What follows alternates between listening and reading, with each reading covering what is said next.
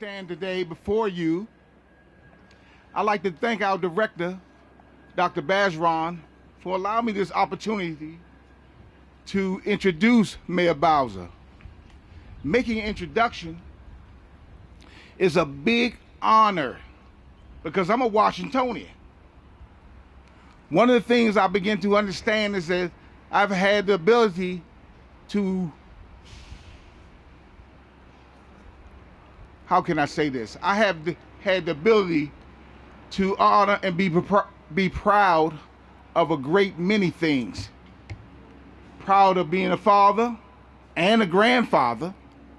Proud to have served the country, Marine Corps, and also proud to be a certified peer specialist working as a team player with the community response team. You see, CRT is one of those programs that reflects the commitment, the mayor's commitment of the health and well-being of all residents of the District of Columbia. I was once one of those people who needed help and support. We know there is a great deal of work that must be done. This is a beautiful program. It's an exciting program. And because of the program, DC can be served better and build on the crisis, the mental health crisis of today. So I just like to say, without Mayor Bowser, I wouldn't be standing here today.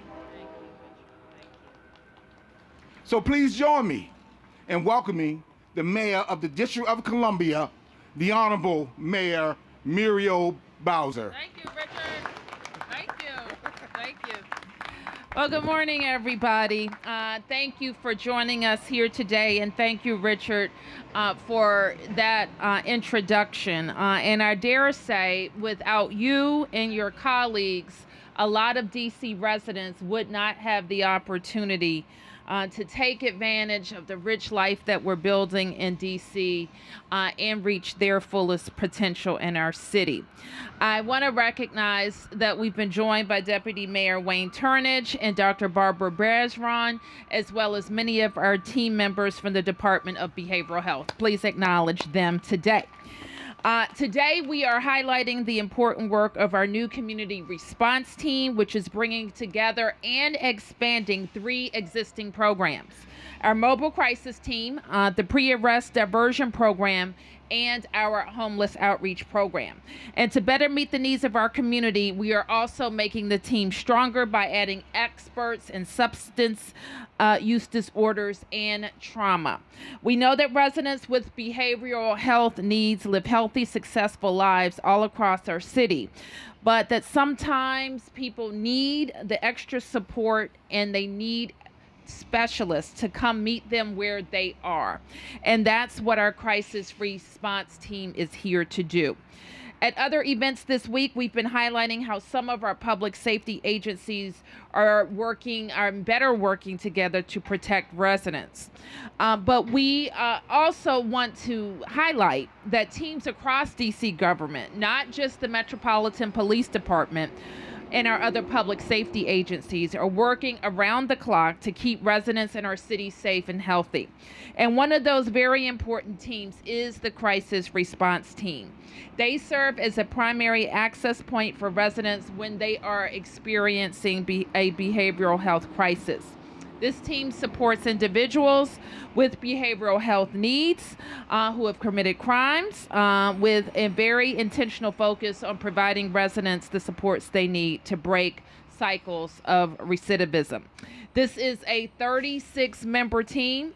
It's multidisciplinary and will touch residents in every ward every week and provide consistent and persistent engagement. When needed, teams of social workers and other specialists will be launched from here at the DBH Urgent Care Clinic and the Comprehensive Psychiatric Emergency Program that's located in Ward 7. We also know that this is critical work, and it has the potential to save and improve lives and families across the district. We also recently expanded our DBH assessment and referral sites for people with substance use disorder to allow residents seeking treatment to go into one of 5 service providers across the city and begin treatment the very same day. We've also made substantial investments in expanding our school-based behavioral health programs, investing more than $9 million into the program over the past 2 years.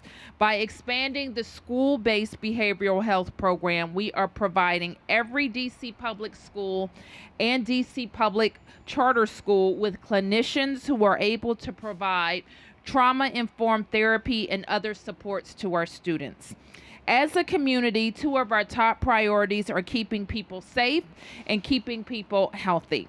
These programs that I've highlighted today do both. I want to thank all the team members who work every day to make these programs successful and deliver services to our residents where they need it. So with that, I want to invite our director of the Department of Behavioral Health to come and with more specifics, and then we'll take your questions. Dr. Bowser. Thank you.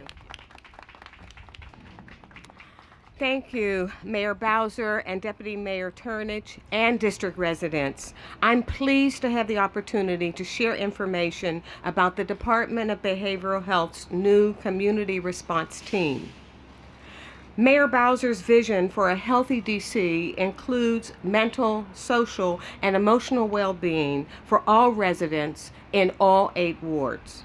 I want to recognize and thank her for her strong and consistent investment in the Department of Behavioral Health so residents can have access to the care and support they need to lead healthy and productive lives.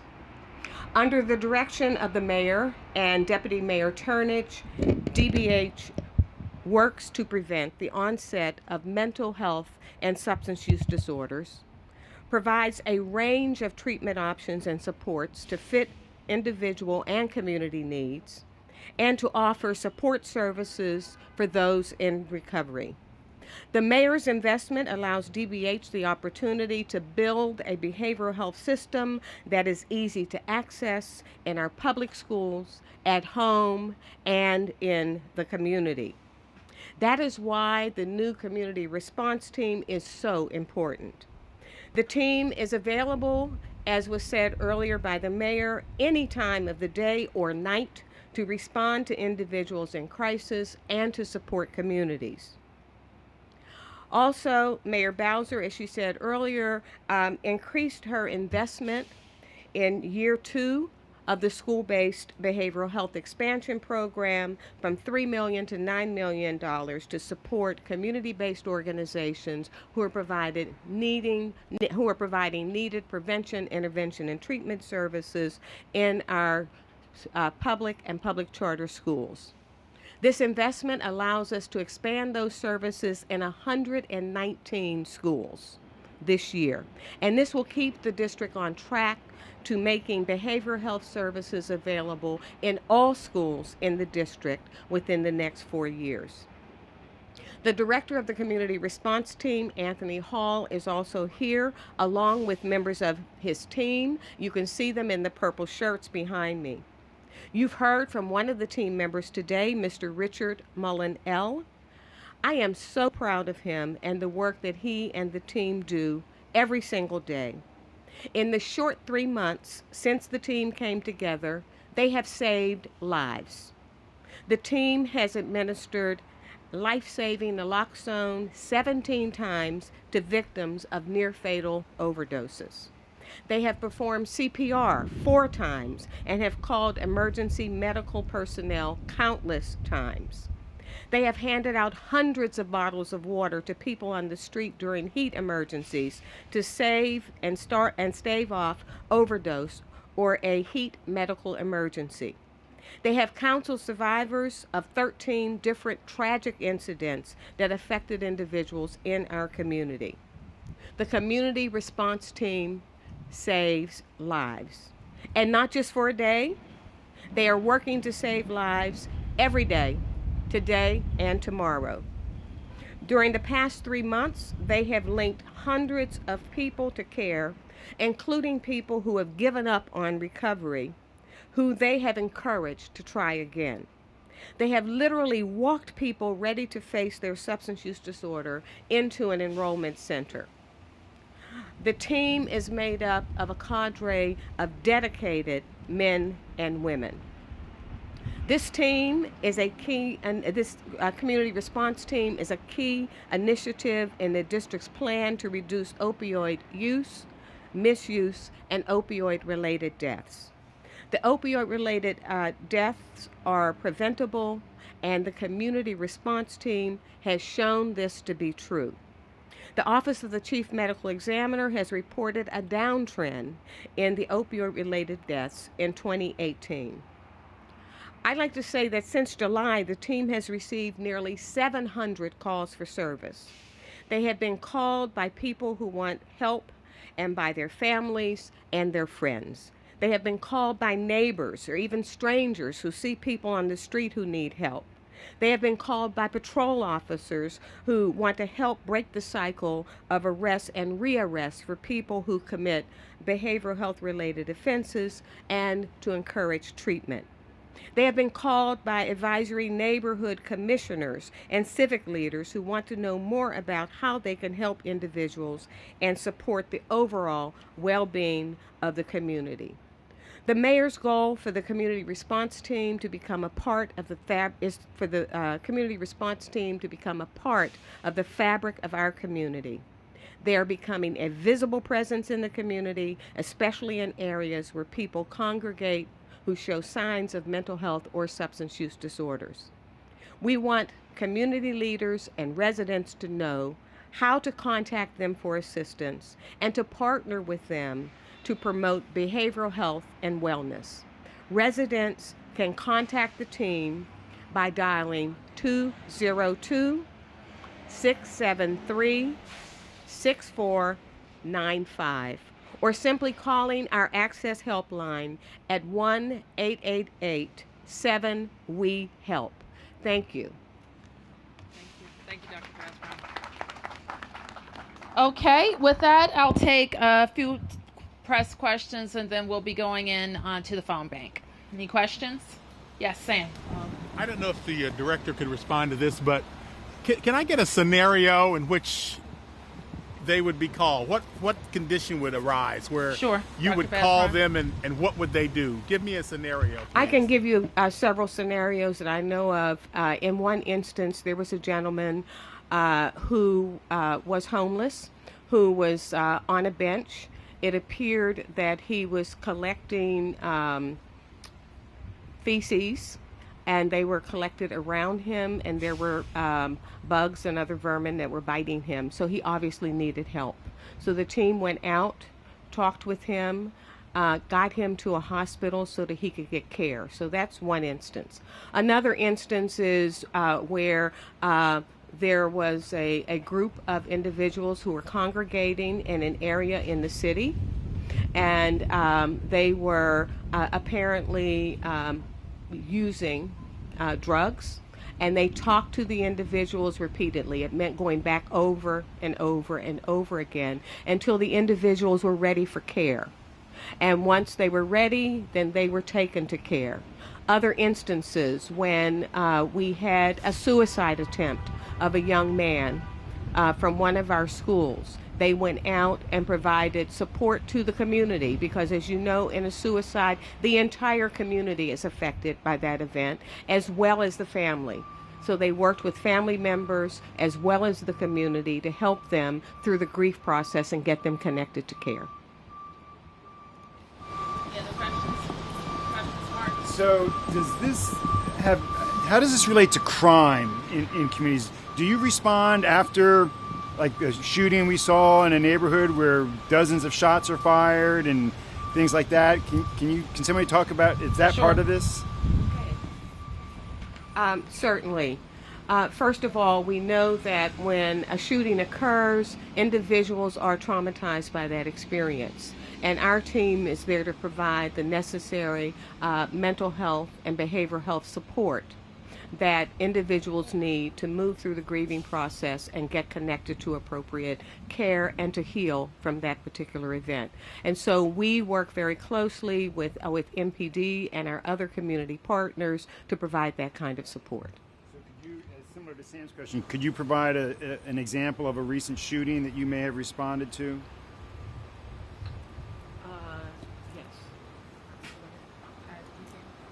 If there is one.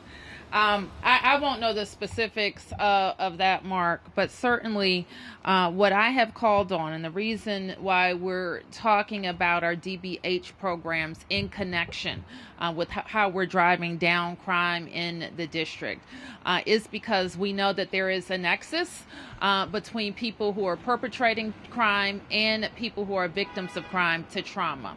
And we want to make sure that everybody in the community knows that there is 24/7 access to emergency behavioral health support, and that's what we're talking about today. Anything else? Yep. You gave out the phone numbers. Could people also call 311 for this? Yes, and our operators at 311 and 911 will know how to connect to mobile crisis. Mayor, can we ask off-topic questions? Aisha Khan from Fox 5. In regards to your Open Streets program, that's I know taking place tomorrow, it's a 3-mile stretch that's going to be shut down for I know your initiative, happening from 10 to 2, but it is, I understand, cars are not going to be allowed from 8 to 5 p.m. tomorrow.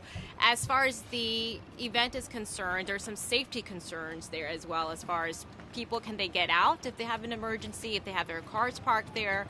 Can police come through? Can fire trucks come through? In case there is an emergency, how do you expect to respond to something like that? Well, this Open Streets is a concept that is worldwide. And our planners and emergency response officials have been planning for many months for the road shutdown. And it is not uncommon to shut down a road in the district for parades and for other events. So our Homeland Security Special Events Division has been working with DDOT to plan for any scenario. So it is possible in the nation's capital, the capital of the free world, to shut down the street, and the city will keep moving. And what do you think of? There was 30 blocks, 3 miles. I mean, that's a long stretch. So if I'm a mom and if my child is sick and I need to take him to the hospital or to the doctor, will I be able to get through in and out? Yes. Next question. I just want to know what you think about this. I think it's awesome. Yeah. Listen, we live in a city where we celebrate all modes, okay? And people use all modes. And in fact, many people who live in the district don't have a car at all.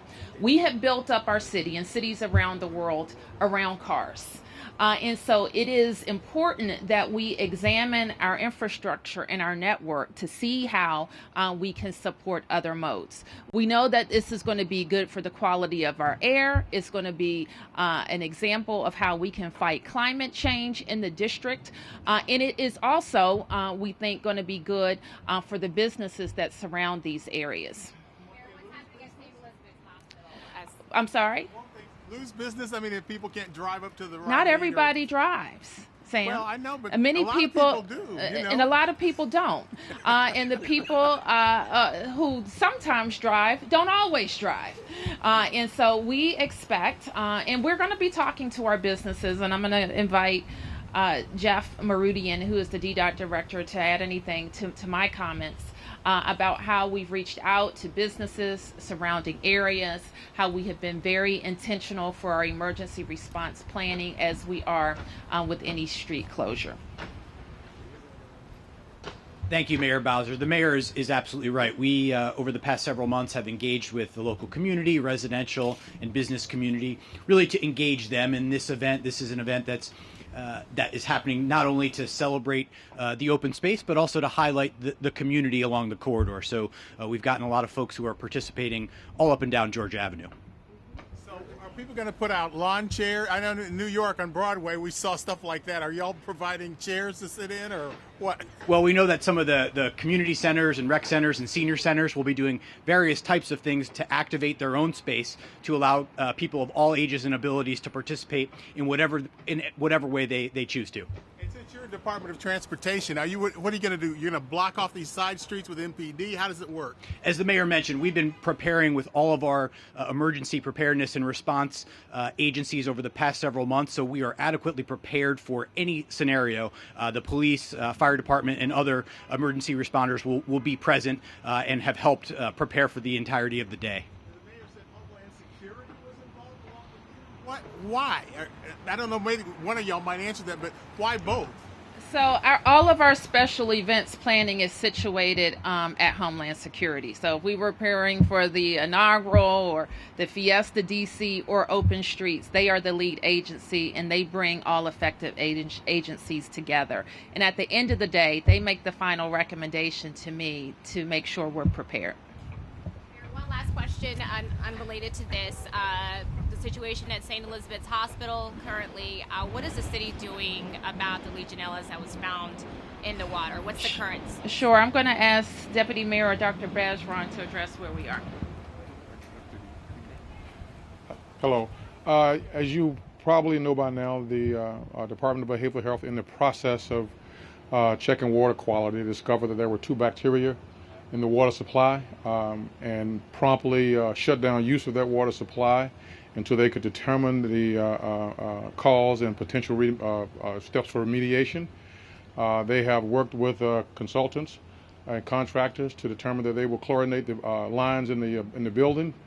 They have to replace all of the faucets, and they expect to return to full operation within 7 days. During that interim period, there are portable water showers to allow residents to continue to deal with hygiene. And they also have a regular load of water being brought in every day to make sure that residents have the appropriate water to hydrate. All right, thank you guys. Thank you.